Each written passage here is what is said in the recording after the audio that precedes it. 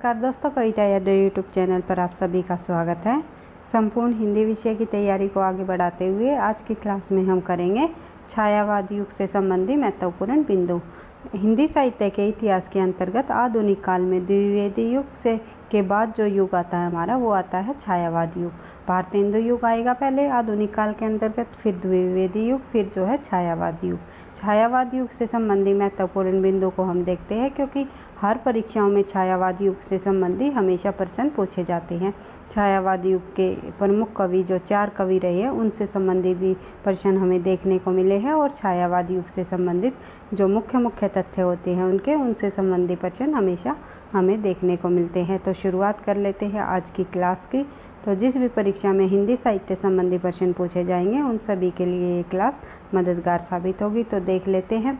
1920 ईस्वी से लेकर के 1936 ईस्वी तक की समय सीमा छायावाद युग की समय सीमा मानी जाती है। 1918 से लेकर 1938 तक मानने वाले छायावाद युग की समय सीमा है डॉक्टर नगेंद्र। कई बार परीक्षाओं में ये भी पूछ लिया जाता है कि डॉक्टर नगेंद्र के अनुसार छायावाद युग की समय सीमा क्या रही। तो आपको ध्यान रखना है, डॉक्टर नगेंद्र ने मानी है 1918 से लेकर के 1938 तक।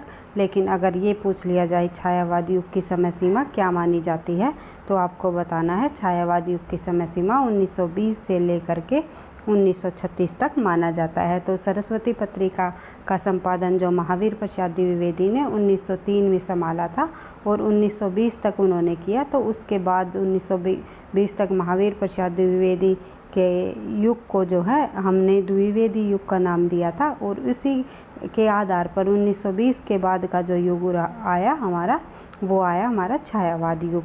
कोई जो विद्वान जो है 1918 से भी मानते हैं, क्योंकि जो जयशंकर प्रसाद की झरना रचना रही है वो 1918 में प्रकाशित हुई। तो इस प्रकार से कई कारण हैं, कई मतभेद हैं, इनको आप लोग एक एक करके समझ सकते हो, और क्योंकि यहाँ से परीक्षा में प्रश्न पूछे जाते हैं। तो देख लेते हैं हिंदी साहित्य के अंतर्गत छायावाद युग से संबंधी महत्वपूर्ण बिंदु।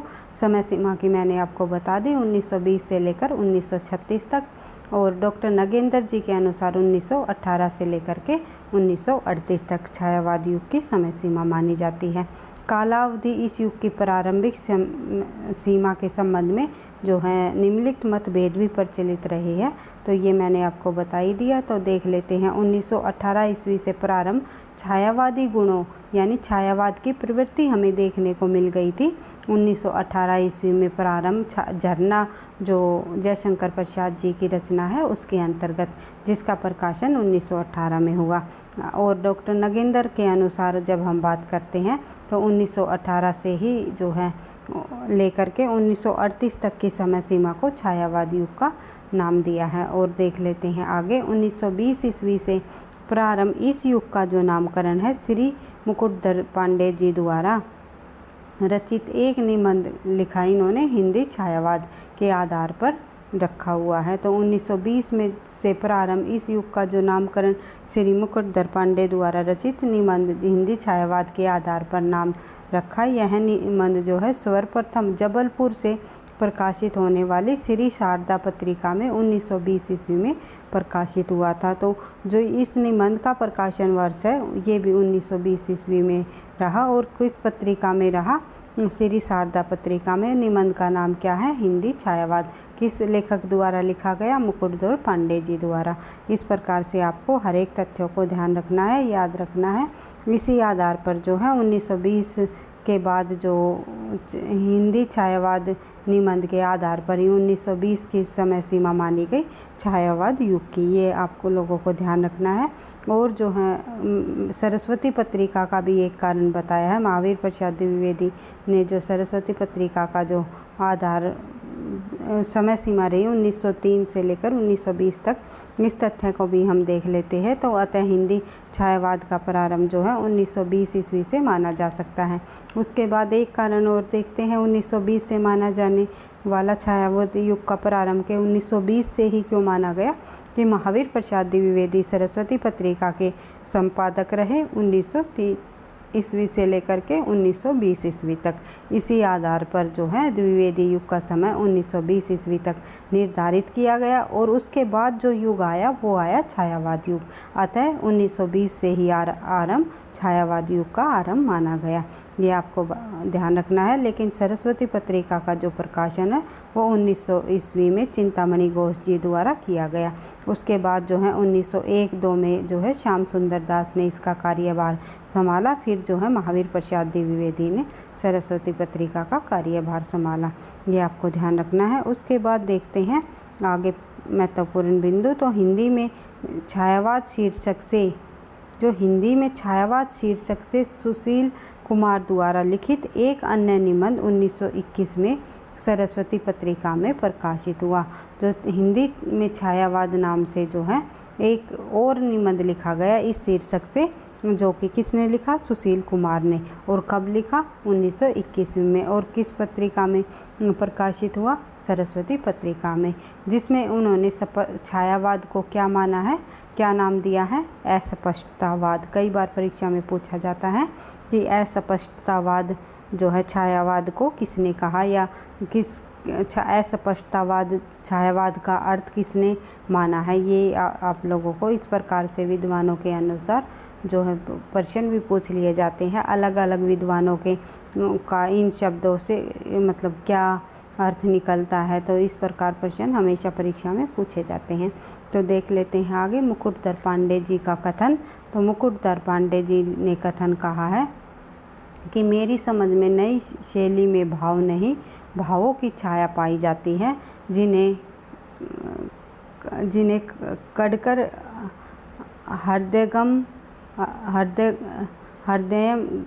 हृदयंगम करने में पाठकों की कठिनाई होती है। तो यानी कि हृदय में जो इन भावों को जो है व्यक्त करने की पाठकों में कठिनाई होती है। इस छायावादिता से ही मैंने छायावाद शब्द को बनाया है। तो ये अगर ये कथन पूछ लिया जाए, ये कथन किस विद्वान के द्वारा कहा गया है, तो मुकुटधर पांडे जी द्वारा ये कथन कहा गया है कि मेरी समझ में नई शैली में भाव नहीं, भावों की छाया पाई जाती है। ये आपको ध्यान रखना है कि अगर ये कथन पूछ लिया जाए कि मेरी समझ में नई शैली में भाव नहीं, केवल भावों की छाया पाई जाती है, ये कथन पूछा जाए किस विद्वान के द्वारा है, तो मुकुटधर पांडे जी द्वारा कहा गया है। उसके बाद विद्वानों के अनुसार जो है छायावाद का अर्थ हम देख लेते हैं। किस विद्वान ने छायावाद का अर्थ क्या माना है, तो देख लेते हैं। सबसे पहले आचार्य रामचंद्र शुक्ल ने छायावाद को शैली विचित्र, मधुचर्या, चित्र भाषा शैली आदि नामों से पुकारा है। यानी छायावाद का अर्थ रामचंद्र शुक्ल ने ये बताया है कि छायावाद एक शैली वैचित्र्य है, और छायावाद मधुचर्या है, या छायावाद चित्र भाषा शैली है। ये अगर ये शब्द प्रश्न परीक्षा में पूछ लिए जाए इन शब्दों के आधार पर कि छायावाद का अर्थ जो है शैली वैचित्र्य, मधुचर्या या फिर चित्र भाषा शैली, किसने माना है, तो रामचंद्र शुक्ल ने। तो या फिर ये पूछ लिया जाए रामचंद्र शुक्ल ने छायावाद का अर्थ क्या माना है, तो आपको ध्यान रखना है इन तीनों शब्दों का। बढ़ते हैं आगे। मुकुटधर पांडे के अनुसार बात करें तो रहस्यवाद इन्होंने छायावाद का अर्थ बताया है। उसके बाद महावीर प्रसाद द्विवेदी जी ने जो है छायावाद का अर्थ बताया है अन्योक्ति पद्धति। उसके बाद देखते हैं रामचंद्र शुक्ल जी के अनुसार ही एक जो बिंदु और महत्वपूर्ण बिंदु बनता है हमारा कि आचार्य रामचंद्र शुक्ल ने छायावाद का संबंध ईसाई संतों के फैंटेस्माटा यानी कि छायावाद शब्द से जोड़कर उन्होंने इसे चित्र भाषा शैली कहा है। इसे रविंद्रनाथ टैगोर की कविताओं के प्रभाव से आया हुआ भी माना है इन्होंने। कई बार परीक्षा में पूछा जाने वाला ये बिंदु है कि रविंद्रनाथ टैगोर की कविताओं के प्रभाव से आया हुआ जो है छायावाद किसने माना है, तो रामचंद्र शुक्ल ने। या फिर किन की कविताओं के प्रभाव से छायावाद माना है, तो ये माना है रविंद्रनाथ टैगोर की कविताओं के प्रभाव से। तो इस प्रकार प्रश्न पूछे जाते हैं। चित्र भाषा शैली नाम दिया है जो छायावाद को आचार्य रामचंद्र शुक्ल जी ने। इसके बाद नंद दुलारे वाजपेयी की बात करें तो व्यक्ति सौंदर्य में आध्यात्मक छाया का भान जो है छायावाद कहलाता है। व्यक्त सौंदर्य में आध्यात्मिक छाया का भान क्या कहलाता है, जो वो कहलाता है छायावाद। तो ये कहा है नंदुलारे वाजपेयी ने। उसके बाद सुतुल के प्रति सूक्ष्म का विद्रोह ही छायावाद है, तो ये माना है डॉक्टर नगेंद्र जी ने। हजारी प्रसाद द्विवेदी जी ने माना है कि व्यंग्यार्थ प्रधान शैली ही छायावाद कहलाती है। उसके बाद जयशंकर प्रसाद ने कहा है छायावाद एक क्रांति है। ये कांति नहीं भाई, क्रांति है, क्रांति आएगा, ये थोड़ा टाइपिंग मिस्टेक हो गया, इसके लिए मैं माफ़ी चाहूँगी। तो क्रांति माना है, किन्होंने माना है क्रांति? जयशंकर प्रसाद जी ने।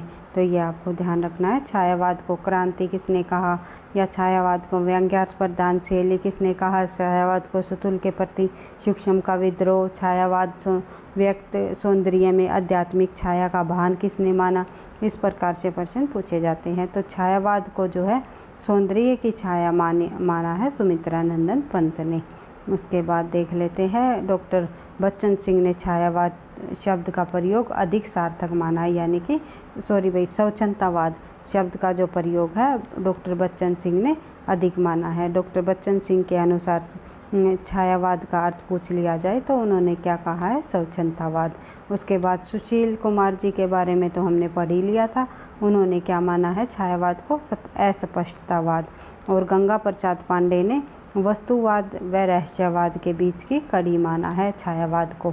उन्होंने गंगा प्रसाद पांडे ने वस्तुवाद, रहस्यवाद और फिर छायावाद, इस प्रकार से तीन में माने हैं। तो उनके वस्तुवाद और रहस्यवाद के दोनों के बीच की जो कड़ी है उन्होंने क्या नाम दिया है, छायावाद को कहा है। उसके बाद बात करें आगे, शांति प्रिय द्विवेदी ने प्रकृति में ही समान आत्मा का दर्शन करने की प्रवृत्ति ही छायावाद है। ये दर्शन है भाई, ये आपको ध्यान रखना है। प्रकृति में समान आत्मा का जो दर्शन है करने की प्रवृत्ति ही क्या कहलाती है, छायावाद कहलाती है। उसके बाद और मुख्य हम एक बार से महत्वपूर्ण परिभाषाएं देख लेते हैं, किन किन विद्वानों के अनुसार छायावाद की क्या परिभाषाएं दी गई। तो यहाँ से भी प्रश्न परीक्षा में अवश्य ही पूछे जाते हैं।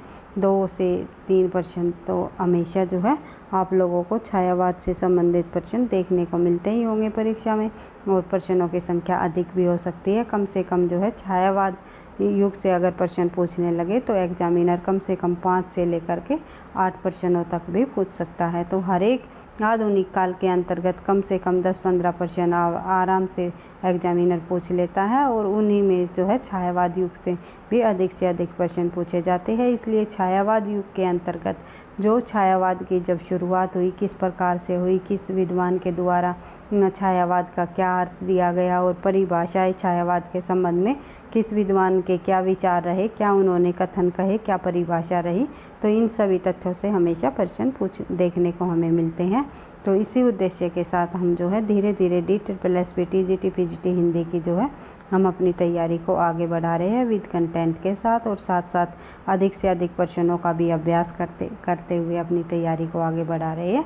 तो आप सभी को पता है निरंतर अभ्यास ही सफलता का राज है। इसी उद्देश्य के साथ हम संपूर्ण हिंदी की तैयारी को धीरे धीरे आगे बढ़ा रहे हैं। तो देख लेते हैं, और अभी थोड़ा सा धीरे धीरे बढ़ने का समय नहीं है, थोड़ा हम स्पीड से चलने की कोशिश करेंगे, अधिक से अधिक PY को क्यों करते हुए अपनी तैयारी को आगे बढ़ाएंगे। तो छायावाद की परिभाषा को देखते हुए आज देख लेते हैं भाई, विभिन्न विद्वानों के अनुसार कहे गए जो जितने भी परिभाषाएं हैं, ये राम कुमार वर्मा जी के अनुसार जो छायावाद का किस प्रकार से उन्होंने व्यक्त किया है, क्या कहा है, तो देख लेते हैं। जब आत्मा की छाया परमात्मा में, परमात्मा की छाया आत्मा में पड़ने लगती है, छायावाद की सृष्टि होती है।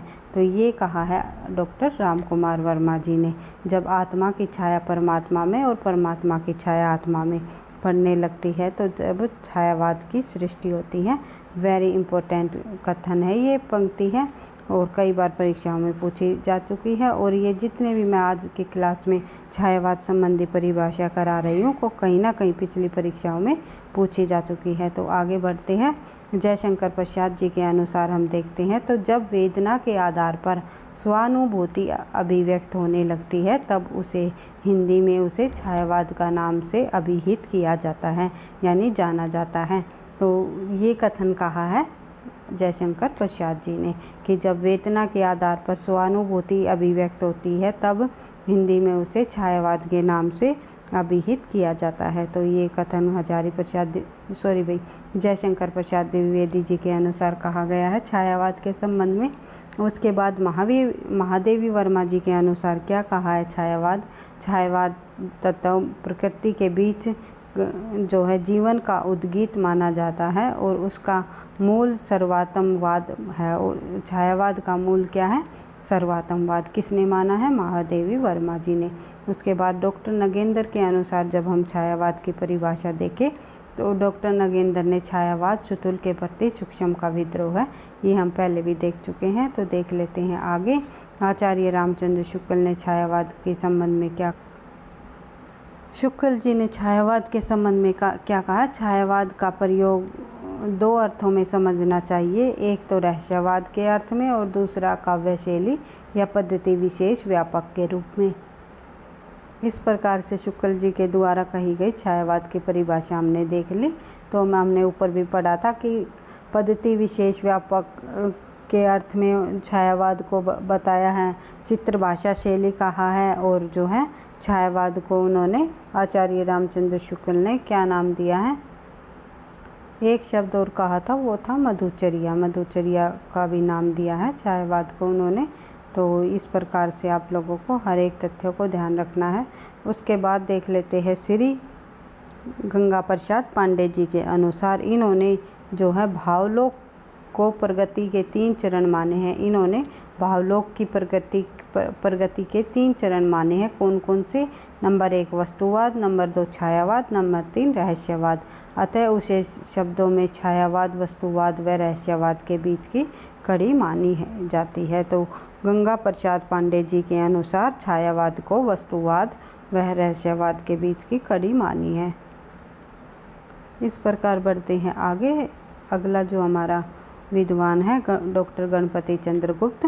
डॉक्टर गणपति चंद्र गुप्त ने जो है छायावाद को स्वच्छंदतावाद कहते हुए, स्वच्छंदतावाद एक विशेष प्रकार की मानसिक चेतना है जिसमें व्यक्ति अंतर्मुखी होकर बाह्य जगत की अपेक्षा अंतरंग बौद्धिकता की अपेक्षा भावात्मकता को, यथार्थ की अपेक्षा कल्पना को, सत्य की अपेक्षा जो है सौंदर्य को, परंपरा की अपेक्षा न्यूनता को व संघर्ष की अपेक्षा प्रेम को अधिक महत्व देने लगता है।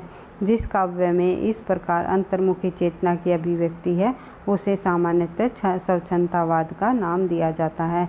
तो डॉक्टर गणपति चंद्र गुप्त ने भी जो है छायावाद को स्वच्छंदतावाद नाम दिया है। अतः कहा जा सकता है कि किसी भी भावों की छाया कहीं अन्यत्र जाकर पड़ती है, यानी कहीं दूसरी ओर जाकर पड़ती है तो उसे छायावादी कविता कहते हैं। ये आपको ध्यान रखना है। इस प्रकार से छायावाद के संबंध में हमने महत्वपूर्ण बिंदु को देख लिया और आगे बढ़ते हुए अपनी तैयारी को आगे बढ़ाते हुए नेक्स्ट क्लास में हम जो है छायावाद से संबंधित जितने भी महत्वपूर्ण कवि हैं उनको एक एक करके उनकी रचनाओं को हम देखेंगे, किस प्रकार से परीक्षा में प्रश्न पूछे जाते हैं, उन सभी महत्वपूर्ण बिंदुओं को हम करेंगे। तो वीडियो पसंद आई तो आपको लाइक करना, दोस्तों के साथ शेयर करना, चैनल पर पहली बार हो तो सब्सक्राइब कर लेना, नोटिफिकेशन आपको समय पर मिलता रहेगा। पढ़ते रहना, आगे बढ़ते रहना। भाई लाइक और कमेंट अवश्य किया करो, क्योंकि आपके लाइक और कमेंट से ही मुझे नेक्स्ट क्लास बनाने का मोटिवेशन मिलता है। थैंक यू, धन्यवाद।